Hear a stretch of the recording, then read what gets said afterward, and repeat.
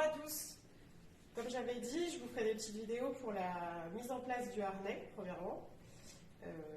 Voilà, je suis une assistante, donc je peux vous faire les choses plus posément que la dernière fois.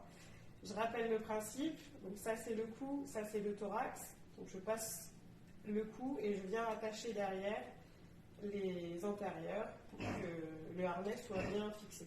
Je vais vous montrer maintenant comment ça se passe sur un cochon, dont Lucien. Allez, c'est parti. Alors, voilà, voici Lucien. Donc, j'essaye de me mettre dans un coin comme je vous expliquais la dernière fois. Voilà. Je passe ça derrière.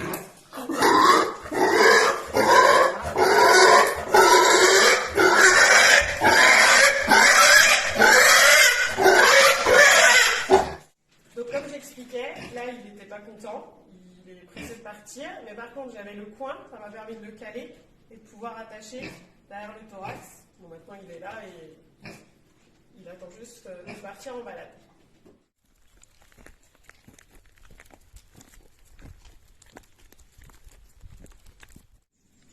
Voilà, nous voici donc en balade.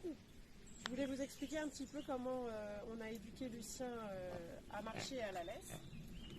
Comme vous voyez, j'ai un bâton, c'est un guide pour moi, pour pouvoir l'orienter et qui respecte bien tout un rayon autour de moi, qu'il n'a pas à dépasser.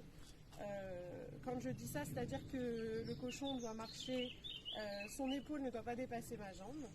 S'il accélère, je peux juste lui poser le bâton devant le groin pour lui dire que la limite, elle est là. Et aussi, si par exemple il dévie à droite ou à gauche, j'ai qu'une main et si je me retrouve en traction, c'est plus dangereux. Donc je l'oriente avec mon bâton à droite ou à gauche pour le canaliser en fait dans un couloir. Alors, la mise en route, voilà, pour lui faire comprendre, moi je me mets derrière, je l'encourage gentiment juste par la position de mon corps. Voilà, il s'arrête. Nous là ce qu'on veut c'est que pour l'instant il marche. Une fois qu'il est en place, j'arrive, voilà, hop, je le relance, je me mets à la hauteur de son épaule et il n'a pas à déporter, enfin voilà, il doit marcher à mon allure et je ne dois jamais me retrouver en traction ni vers l'avant, mais surtout ni vers l'arrière. Si le cochon se met à tirer en arrière et que vous tirez devant, vous avez de grandes chances que le harnais s'en aille plus qu'autre chose. Il faut toujours que ce soit vous qui canalisez la mise en avant. Il faut toujours qu'il soit dans l'action. Voilà, là typiquement, il a tendance à vouloir avancer un petit peu plus vite que ce que je veux. Donc, quand il va trop vite, au lieu de tirer dessus, qui va absolument servir à rien parce que lui, il va tirer de son côté, avec mon bâton, juste, voilà, j'appose le bâton devant lui.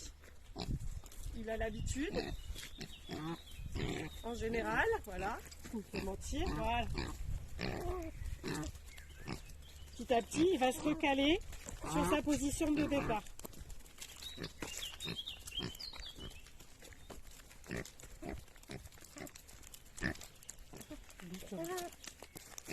Voilà.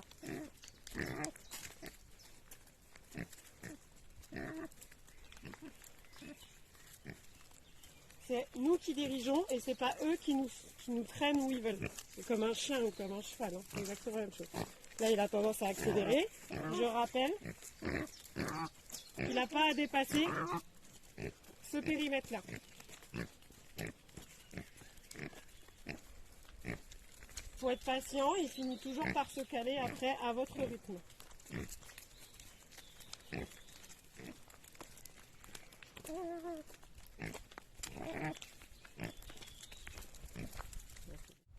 Donc voilà, là typiquement, il a tendance à vouloir aller d'un côté ou de l'autre. Je veux qu'il aille au milieu. Alors soit par mon corps, je lui rappelle que là c'est sa place. Et là, pour le ramener, juste j'appose mon bâton dans son champ de vision, qu'il comprenne bien, voilà, que c'est ici que ça se passe. Et là, je ne suis pas du tout en traction. Jamais je tire dessus, jamais il n'a pas de possibilité de pouvoir s'échapper du harnais. Voilà. Et en fait, c'est juste avec l'action de mon corps qui est là soit pour le porter en avant, soit pour lui dire que c'est au milieu que ça se passe. Et ça vient tout naturellement au fur et à mesure. Alors après, voilà, Lucien, il va bientôt avoir 3 ans, donc ça va faire, il a été au harnais dès ses 6 mois, c'est pas venu tout de suite, mais avec de la patience, on peut réussir comme ça à les éduquer gentiment à la laisse et au harnais.